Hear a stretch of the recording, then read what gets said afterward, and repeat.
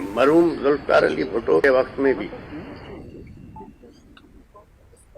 सिंध में से 70 में भुट्टो साहब इलेक्शन नहीं जीते थे, पंजाब से जीते थे। फिर बेनजीर साहिबा के वक्त में भी ये सिंध का रिजल्ट नहीं था जो अभी आया। बदतरीन 15 साल की करप्शन के बाद जो रिजल्ट आया, पूरा सिंध स्वीप किया है। तो ये आरओ डीआरओ का काम नहीं था भाई। इस इलेक्शन को तो हम लोग जीडी वाले कबूल करते ही नहीं, रिजेक्ट करते हैं। ये इलेक्शन को मैं कहता हूं एंटी स्टेट इलेक्शन। इसलिए एंटी स्टेट इलेक्शन कह रहा हूं कि 70 में मरहूम भुट्टो साहब के पास 80 या 81 मेंबर थे, मुजीबुर रहमान के पास 160 या 106 मेंबर, 160 मेंबर। लेकिन हुकूमत 81 वाले को थी। उसका हाल देख लिया आपने। हर इदारे में कुछ आपके खैर खा भी होते हैं, कुछ न्यूट्रल होते हैं, कुछ आपके अगेंस्ट होते हैं। एक किसी दोस्त ने मुझे आज से 2-2.5 महीने पहले कहा था कि आप जीडीए खत्म कर दें।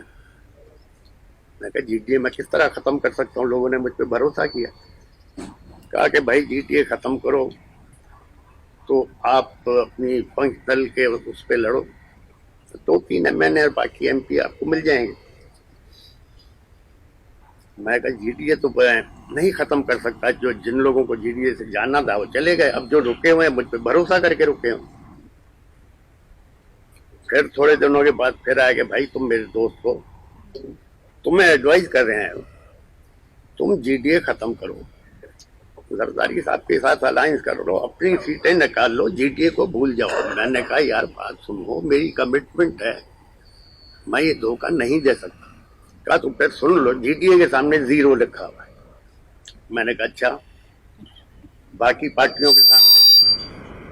तो कहा कि एमक्यूएम के सामने 15+ लिखा हुआ। मैंने कहा 15+ क्या मतलब? कहा कि भाई एमक्यूएम का पीओएस पार्टी से तो झगड़ा है नहीं, एमक्यूएम का है पीटीआई से झगड़ा, तो इसलिए एमक्यूएम को 15+ लिखा हुआ है। आप लोगों को एक भी एमएनए नहीं उठाओ। मैंने कहा कोई बात नहीं, तो आप हारने के लिए तैयार है? मैंने कहा हाँ, इज्जत से हारने के लिए तैयार है। अब लोग कह रहे हैं आरओ ने ये किया, डीआरओ ने ये किया। ये नहीं, इस तरह नहीं हुआ है। ये सब कुछ 3 महीने पहले ही डिसाइड हो गया था। कहाँ डिसाइड हुआ, कैसे हुआ? और ये एंटी स्टेट इलेक्शन हुआ है। जिन लोगों ने भी ये करवाया उनको ये सोचना चाहिए कि ये इलेक्शन एक गंद करवा दिया है, और ये इलेक्शन चलेगा कैसे आगे। और जो ये फैसला करने वाले उनको अंदाजा ही नहीं था इमरान खान के साथी इतने तादाद में इलेक्शन जीत जाएंगे। अब वो जीत तो गए, अब किस तरह बिकते हैं, किस तरह नहीं बिकते, वो अलग बात है। हम एंटी स्टेट लोग नहीं हैं।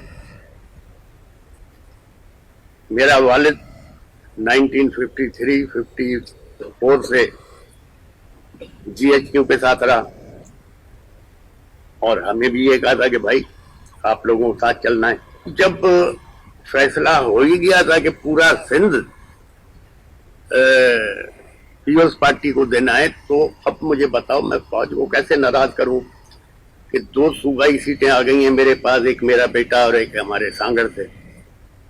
तो अब ये सीटें भी अगर मैं रखता हूं तो फौज नाराज होगी, तो लिहाजा ये दोनों भी हमें छोड़नी पड़ेगी। इस पे भी जरदारी साहब के लोग आ जाए, क्योंकि फौज को नाराज करके तो हम चल नहीं सकते। हमें तहजीब के दायरे में रहते हुए, कानून को सामने रखते हुए एहतजाज करना है, यह हमारा हक है। जिस मुल्क में आपको न इज्जत मिले, न इंसाफ मिले, तो लोग क्या करें? कानून हाथ में लेंगे। हम कानून हाथ में लेने ही नहीं चाहते। बाजवा साहब जाते जाते जो पंडोरा बॉक्स खोलने की कोशिश की थी या खोल के गए थे, बाजवा साहब ने फरमाया था कि बांग्लादेश सियासतदानों ने बनाया, चलो सियासतदानों ने बनाया। जब बांग्लादेश बना तो उस वक्त हुकूमत किसकी थी, प्रेसिडेंट कौन था? ये एक नया पंडोरा बॉक्स खोल के गए और किसी भी सियासतदान ने इसको उठाया नहीं। तो मैं तो कहता हूँ भाई, हुकूमत भी फौज की थी, प्रेसिडेंट भी फौज का था, सियासतदान कहाँ थे? इस पे भी जरूर इंक्वायरी होनी चाहिए। बाकी इस इलेक्शन से हमारा कोई लेना देना नहीं है, क्योंकि सारा फ्रॉड पे था। जो बेनजीर साहिबा नहीं कर सकी, जो भुट्टो साहब मरूम नहीं कर सके, जरदारी साहब ने कैसे करके दिखाया।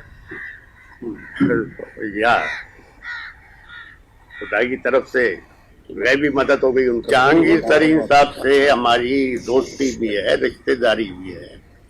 काफी पहले वो कराची भी आए थे, तो मुझसे उनने बात की थी। तो पूछा क्या समझते, मैं कहा आपका सियासत में फ्यूचर नहीं है, आप सियासत पे पैसा खर्च नहीं करो, यही अपने कारोबार पे करो, डबल हो जाएगा। तो जहांगीर तरीन किसी मजबूरी से आया हुआ सियासत में, और अगर छोड़ दिया तो बहुत अच्छा किया है। ये हिसाब से मेरा ये सवाल है कि ये आप जो है ये जो इलेक्शन हुए थे, इस्टेब्लिशमेंट की मुकम्मल हिमायत इन इलेक्शन को हासिल है। आप जब सड़कों पे आएंगे तो इस्टेब्लिशमेंट आपसे नाराज नहीं होगी? यार देखो, बात सुनो, बाप भी बार बार बेटे से नाराज हो, बेटा घर छोड़ देता है, समझ गए?